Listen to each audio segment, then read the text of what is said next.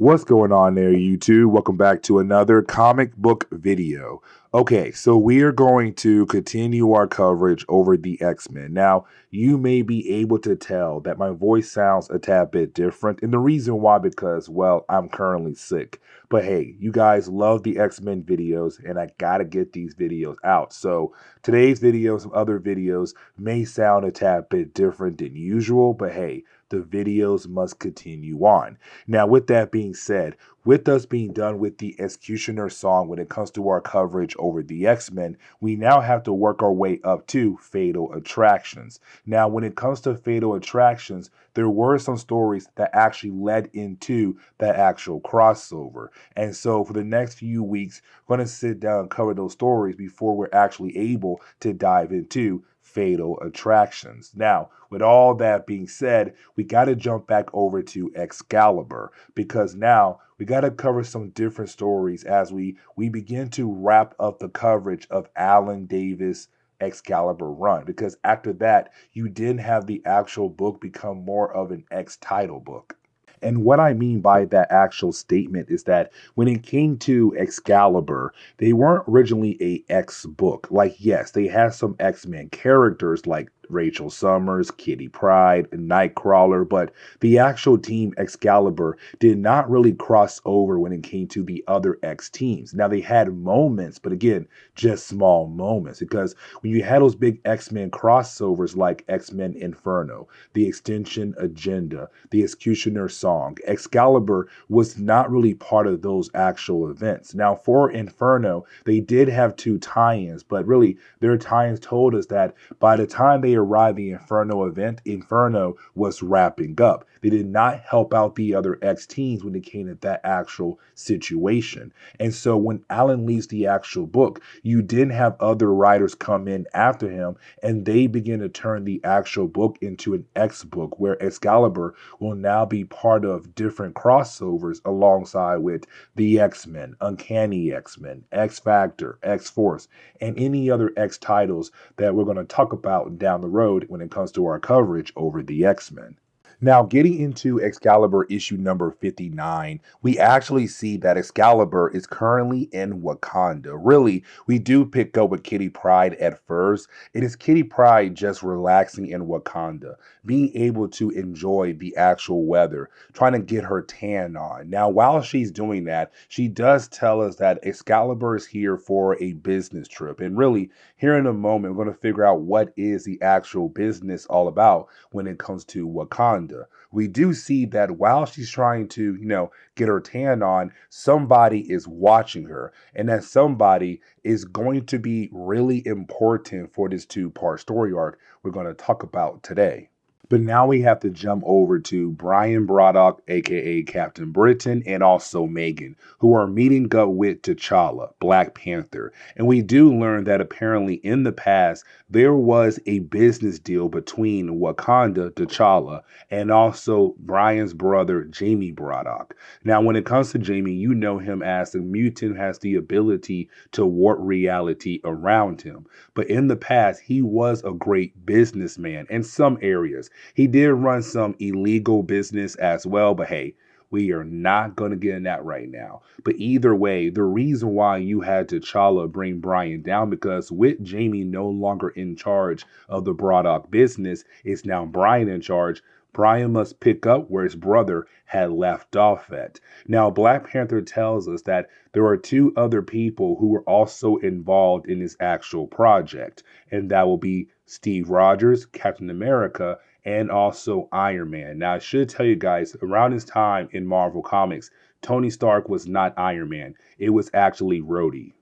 But now we have to jump over to Nightcrawler and also Sarai, two other members of Excalibur who did not go to Wakanda. Now remember, when it comes to Sarai, she's actually an alien. So she's currently trying to learn more about the culture of the earth. Like, for example, the idea of lipstick. To her, she thought you eat lipstick. But now she realizing that you don't eat lipstick. You put it on your lips to make your lips look better and add it to your makeup, range there. Panther. Either way, you do have Nightcrawler explain how lipstick works. And for Nightcrawler, he say, hey, you know what? We gotta go. And we do learn the two characters are about to go out for the night. They're going to an opera.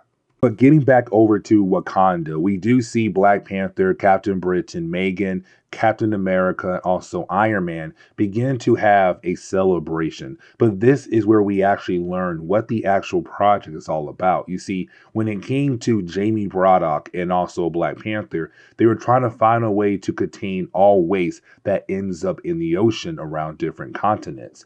And so with Jamie, he was able to build a containment to contain all that waste to protect the lands of the world. Now, when it came to Tony Stark, he was able to hand over enough money to kind of begin the process of building those containments to help protect the world. Now, for Steve Rogers, he's only there to represent the American government because Wakanda now has the backing of America to go ahead and build up these containment to help protect the oceans, but to also protect the land of the world. And so you do have all three parties begin to celebrate because this is honestly a huge milestone. But while you have our heroes celebrating, you then have our heroes realize that one of the dancers is actually dressed in a very ceremonial outfit to appear as a ceremonial figure in Wakanda's culture. But here comes the big problem, though. You see, while you have our people just enjoying their time celebrating, well, all the waitresses and also the dancers, they begin to scream in pain. And the reason why, because their body is now beginning to change. They're now being changed into that ceremonial figure, just like the first dancer was. Except we do learn the reason why they're changing is because of the first dancer. Because the first dancer may be dressed like that, but actually he had changed his body to appear like that. And this is our first introduction to a character known as Icon. Now, Icon is one of those characters who kind of believes that Wakanda is kind of falling apart, that they're going a different direction with the culture was supposed to go in, and also that their king, T'Challa, is not a good king at all. And so for Icon, his main goal is to hopefully dethrone T'Challa and take over as the new king of Wakanda and lead Wakanda back into a better supposed direction. Now, with all that being said, we do learn that Black Panther actually knows Icon because he does recognize his voice, and that would be Dr. Umbaya. Now, Umbaya is going to be Icon for the rest of our story, but either way, you have Umbaya tell T'Challa, yes, you may recognize me, but I don't care. I realize that you are not fit to be the king of Wakanda. But now we have to jump over to Nightcrawler and also Sarais. Now remember, those two characters, they went over to an opera. And so for Sarais, going to an opera to experience it is a huge moment for her because she's feeling a lot of different emotions all at once. Now, while you have the two characters there at the opera, you then have Nightcrawler get a free drink from a weapons dealer, better known as Chamberlain. Now, Chamberlain only gave Nightcrawler a drink for one good reason. And here's the reason why. Because Excalibur is out there dealing with bigger threats. They're not out there trying to handle the small threats like a weapons dealer. And so it's him saying, you have nothing on me and you can't come after me because you guys are a superhero team dealing with big superhero problems. While you have everybody actually enjoying the whole opera, well, the actual date for Chamberlain, she gets attacked by some kind of random blast. And we are also being introduced to another new character, and that will be Knight Errant. Now, Knight Errant, he looks ridiculous, but basically, he hates the idea of Chamberlain being in Great Britain and being a weapons dealer. And he actually warns Chamberlain, like, hey, if you don't leave, I'm going to find you again and I'm going to kill you. And so for Nightcrawler and also Sarais, it's kind of like, the Knight is not really a bad guy. He's trying to fix the world or fix the country, but how he's trying to do it is completely wrong. And so you do have our two heroes leave the actual opera to hopefully chase him down. But now it's time for us to jump back over to Wakanda. Now, here's the thing. When we jump back over to Wakanda, we are trying to establish that other superhero teams out there have never heard of Excalibur at all. And the reason why I'm saying that because Brian Braddock wants to help Black Panther, Iron Man, and Steve Rogers fight against Icon. But for Brian, the world does not know that he is Captain Britain and trying to make sure that his actual secret stays a secret. Now, for Black Panther, because again, he has no idea that Brian is Captain Britain, he puts Brian and also Megan in some kind of containment to protect them while him, Iron Man, and Steve Rogers try to fight against Icon. Now, you have Kitty Pryde being able to actually sneak into the actual containment and she grabs Megan, but Captain Britain must stay behind because if he goes out there, it will be so obvious that basically Brian Braddock is Captain Britain, but for Megan, it's completely different. And the reason why, because, well, she has the ability to shapeshift. And so she was able to change her appearance before getting back out there to help out Black Panther, Iron Man, and Steve Rogers fight against Icon. But when you have our two ladies get out there, Kitty Pryde and also Megan, they both shout Excalibur. And this leads into the idea that, well, most of the other heroes on Earth has never heard of Excalibur.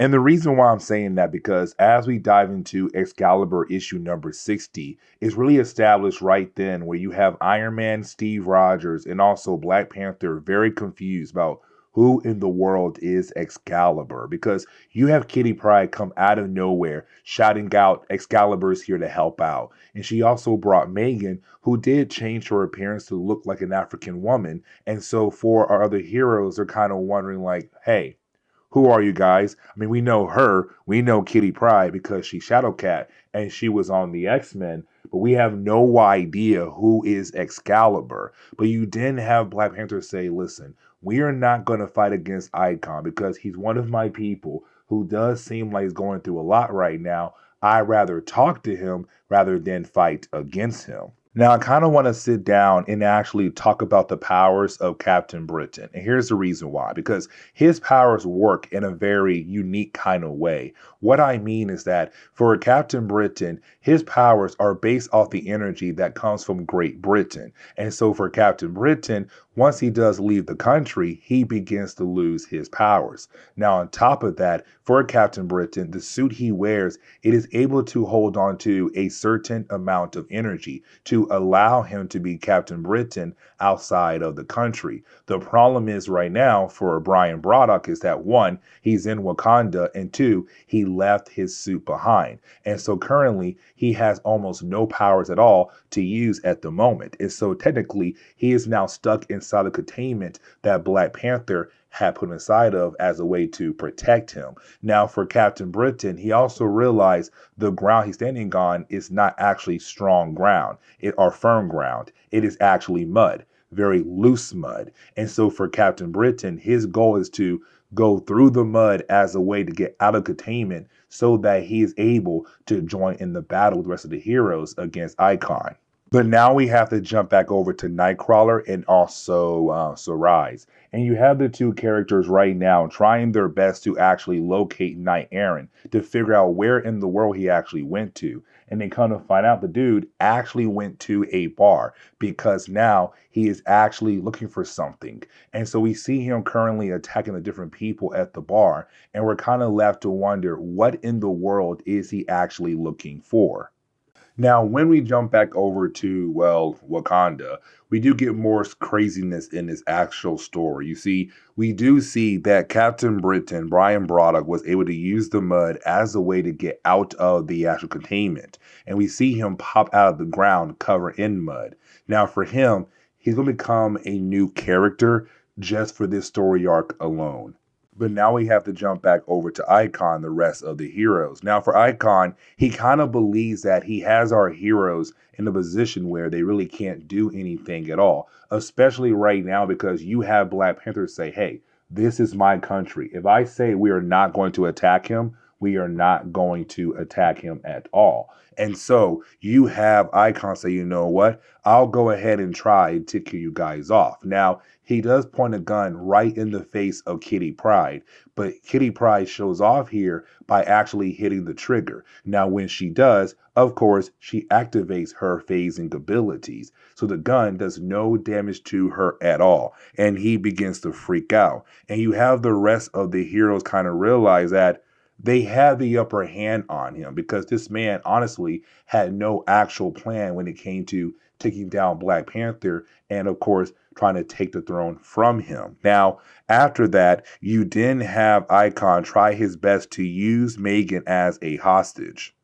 Now, we jump back over to Nightcrawler and also Sarai and continue to battle against the Knight. Now, while fighting against the Knight, they're trying to figure out what he is looking for. Now, for our heroes, they kind of believe that maybe because of his age, he's not okay in the mind. But you didn't have the Knight actually show Nightcrawler and Sarai what he was looking for, some kind of weapon. And once you have Nightcrawler and Sarai see the weapon, they kind of realize that this man knew something was happening at this bar. Either way, we're kind of left to wonder what in the world did he know about and what did they find at that bar.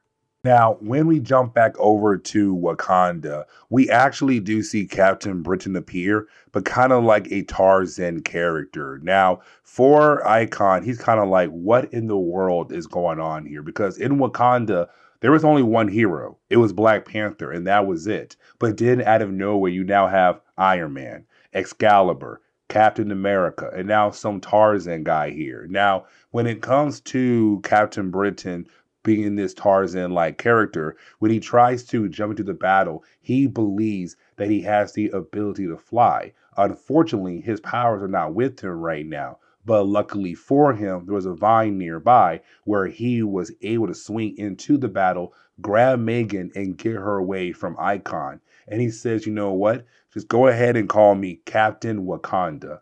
This story is getting crazier and crazier by the moment. Now we can jump back over to Nightcrawler and also Sarai. We do learn that apparently Knight Errant had found a nuclear weapon at that bar. Apparently he was able to figure out there was a weapon like that in that bar. But the problem is right now for Detective Day is that Nightcrawler and Sarai did not arrest the Knight. They let him get away. And they're kind of like, how do you know if he's not truly dangerous? And for Nightcrawler, it's more of, look what he did for us. He was able to find a nuclear weapon. And so you have Detective Day say, listen, if that Knight reappears and he hurts somebody down the road, it's on your head, Nightcrawler.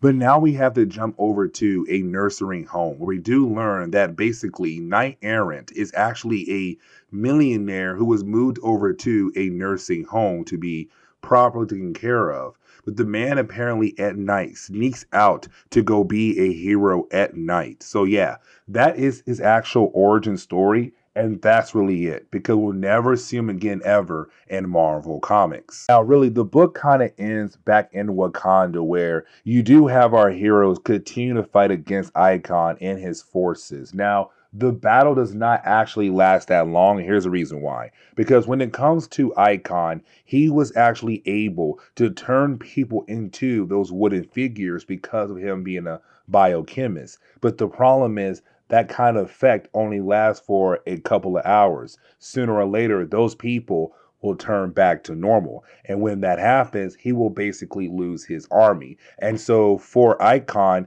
he had to do everything in a short period of time. But the problem is because everything happening in the story kept delaying him from being able to achieve his actual goals, well, that time ran out. The people began to turn back to normal. Icon began to turn back to normal. And so the book kind of ends with Black Panther just picking up Icon and taking him back into Wakanda to give him some medical help. And for Excalibur and Wakanda, well, it seems like their day is done. They can now finally go back home to Great Britain. But anyways, this is where we are going to end today's comic book video. So please leave me a like down below and subscribe. But guys, see y'all next time. Later.